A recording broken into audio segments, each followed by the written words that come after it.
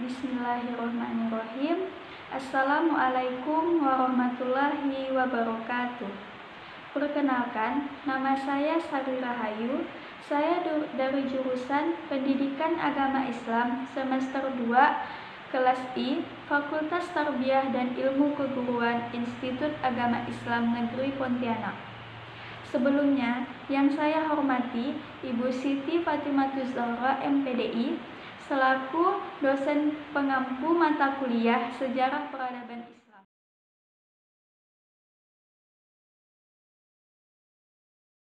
Saya selaku kelompok 4 di sini akan menjelaskan sejarah peradaban Islam pada masa Abu Bakar.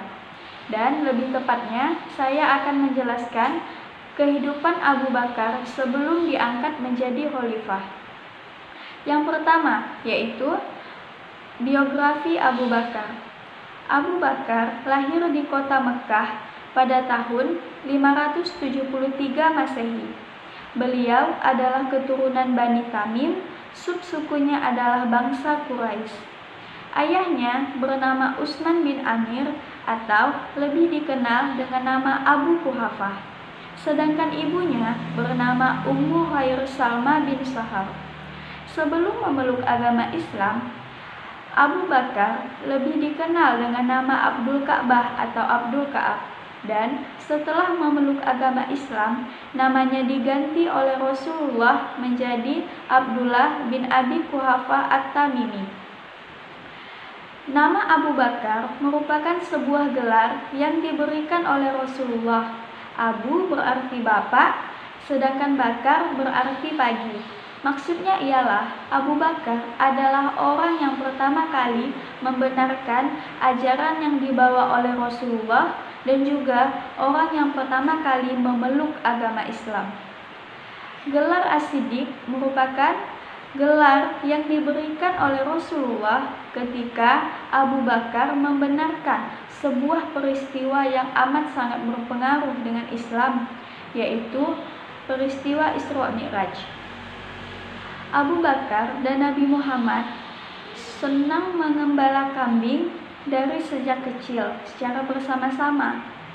Abu Bakar karena termasuk golongan orang yang pertama masuk Islam, maka dikenal dengan sebutan As-Sabiqunal Awwalun.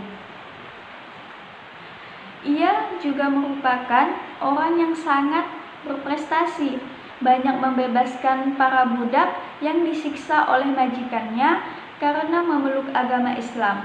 Tentulah hal tersebut Abu Bakar lakukan karena ia sangatlah setia dengan Rasulullah. Yang kedua, menemani perjalanan hijrah Rasulullah. Sebelum pergi berhijrah, Rasulullah pergi menyempatkan diri untuk menemui Abu Bakar di rumahnya pada siang hari. Abu Bakar pada saat itu menemui Abu Bakar dan mengatakan bahwa ia sudah diizinkan, sudah diridhoi oleh Allah untuk berhijrah. Mendengar hal itu, tentulah Abu Bakar sangat senang dan ia pun meminta kepada Rasulullah agar diizinkan untuk ikut bersama Rasulullah berhijrah. Dan ketika Rasulullah mengiyakan, Abu Bakar pun sampai menangis karena terharu. Ketika Abu Bakar dan Nabi Muhammad hendak pergi ke Madinah, mereka pun berdiam diri selama 3 hari di Gua Sur untuk menghilangkan jejak dari kaum kafir Quraisy yang pada saat itu hendak membunuh Rasulullah. Dan alhamdulillah akhirnya Abu Bakar dan Rasulullah selamat serta umat Islam yang lainnya selamat sampai di Madinah. Yang ketiga, Abu Bakar disuruh menggantikan Rasulullah menjadi imam sholat. Ketika sakit Rasulullah semakin parah, tentulah Rasulullah sangat menyadari dan ia pun seperti tidak mampu untuk menjadi imam sholat, maka ditunjuklah salah satu sahabat atau orang kepercayaan Rasulullah untuk menggantikannya menjadi imam sholat. yaitu ditunjuklah Abu Bakar. Ketika Abu Bakar ditunjuk, ia pun keheranan, kebingungan, mengapa ia yang ditunjuk, mengapa tidak sahabat-sahabat Nabi yang lain. Karena muncul banyak pertanyaan, mengapa ia yang disuruh menjadi imam sholat, apakah karena ia merupakan orang yang setia menemani hijrah Rasulullah, dan masih banyak pertanyaan lainnya. Itu tidak dijawab secara langsung oleh Rasulullah, karena tentulah Rasulullah mengetahui sikap dan perilaku sahabatnya Abu Bakar. Jadi Abu Bakar dianggap tepat oleh Rasulullah untuk menggantikannya menjadi imam sholat. Abu Bakar menggantikan Rasulullah menjadi imam sholat sebanyak 17 kali ketika Rasulullah masih hidup. Ketika disuruh menjadi imam sholat, Abu Bakar pun menjalankannya dengan penuh tanggung jawab. Sekian.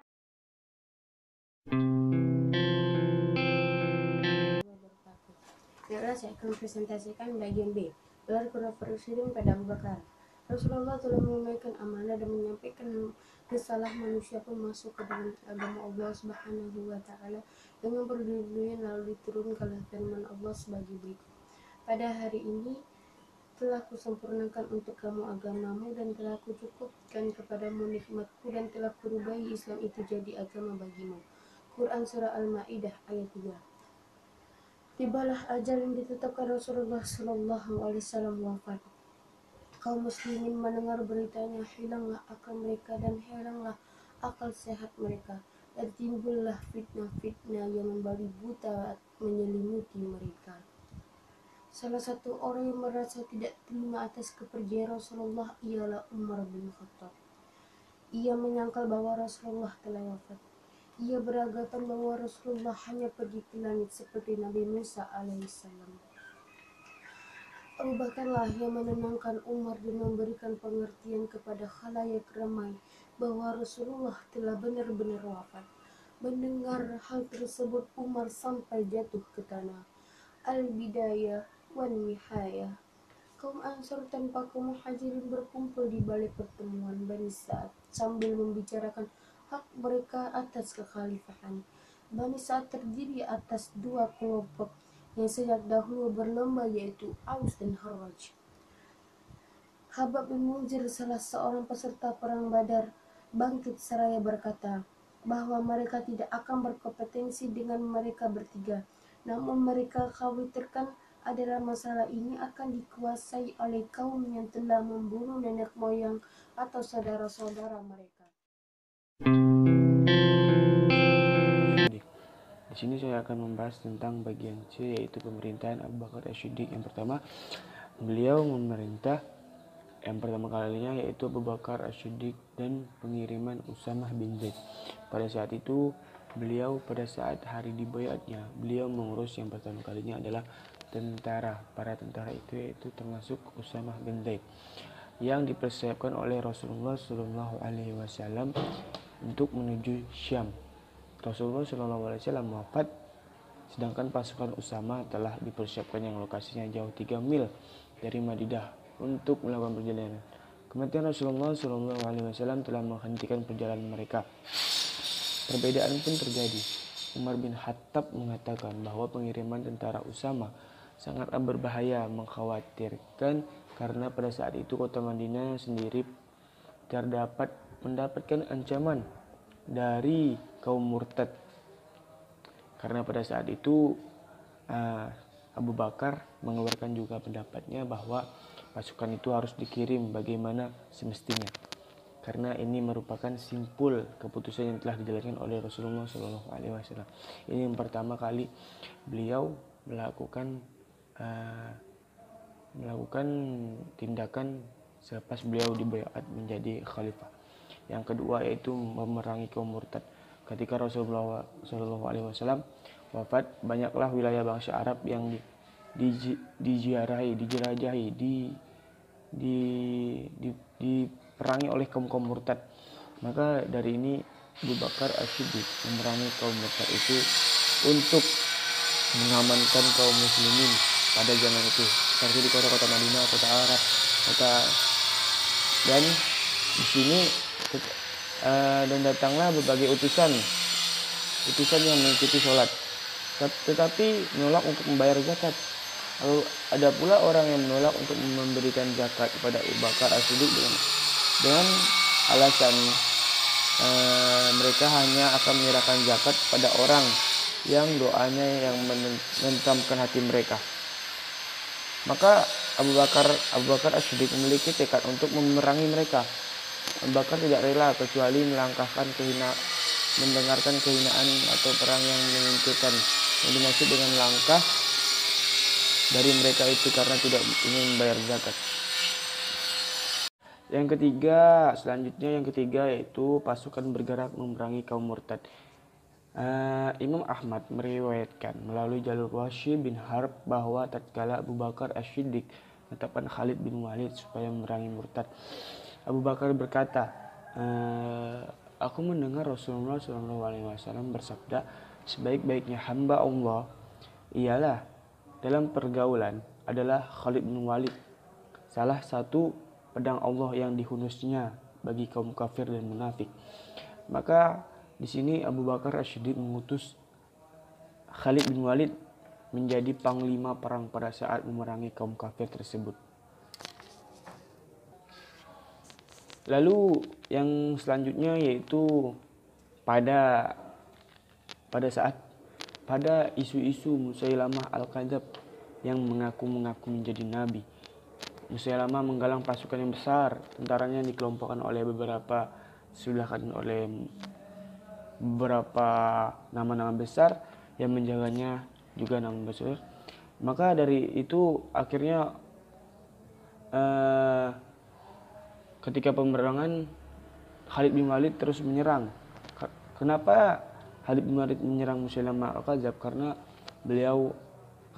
ia mengaku menjadi nabi palsu pada zaman itu. Ia mengaku pada utusan Allah. Karena utusan Allah yang terakhir adalah Nabi Muhammad SAW. Hingga pada saat itu Khalid bin Walid menerobos benteng pasukan musuh, menerobos barisan pasukan musuh untuk menjangkau Musailamah Al-Kadzab. Dia mulai mengintai untuk menjangkaunya lalu membunuhnya. Khalid mendekati Musailamah lalu membujuknya supaya bertobat, dia kembali kepada kebenaran. Namun setan Musailamah malah mengaku membujuknya, memalingkannya batang lehernya. Dia tidak menerima tawaran dari Khalid bin Walid. Maka dari itu Khalid pun akhirnya meninggalkan Musailamah. Dia memilih kaum Muhajirin, Ansor dan Badui. Setiap kabilah pemilik panji sendiri dan masing-masing berperan di bawah panji itu, sehingga dapat diketahui dari kelompok manakah yang mereka berasal. Pada saat itu Allah Subhanahu wa taala menganugerahkan kemenangan pada kaum muslimin, yaitu dalam matinya Musailamah Al-Kadzab. Ia mati karena ditombak oleh salah satu budak yang pernah menombak salah satu paman dari Rasulullah, Hamzah bin Abdul Muthalib, pada saat perang Uhud. Beliau adalah Wahsy. Ia adalah penembak jitu, tetapi masih budak karena ia bertobat kepada Rasulullah. Ia sekarang menjadi pada saat perang melawan Musailamah, ia menjadi penombak pada kaum muslimin. Ia berhasil menebus kesalahannya. Ia menombak di palsu tersebut hingga terbebas. Menanglah peperangan tersebut. Dan bagian keempat yaitu pada administrasi dan pemerintahan Abu Bakar. Pada urusan keuangan dipegang oleh Abu Ubaidah Amir bin Jarrah yang mendapat julukan orang kepercayaan umat dari Rasulullah SAW. Menurut keterangan Al-Mukri bahwa yang mula-mula membentuk kas negara atau Baitul Mal adalah Abu Bakar As-Siddiq, dan urusannya diserahkan kepada Abu Ubaidah Amr bin Jarrah. Kantor Baitul Mal mula-mula berada di kota Sunuh, satu batu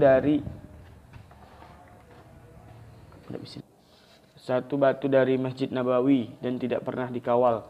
Sumber-sumber keuangan yang utama yaitu berasal dari zakat, harta rampasan, dan juga upeti. Yang kedua yaitu urusan kehakiman Abu Bakar adalah seorang kepala negara yang mempunyai pertanggungjawaban yang besar.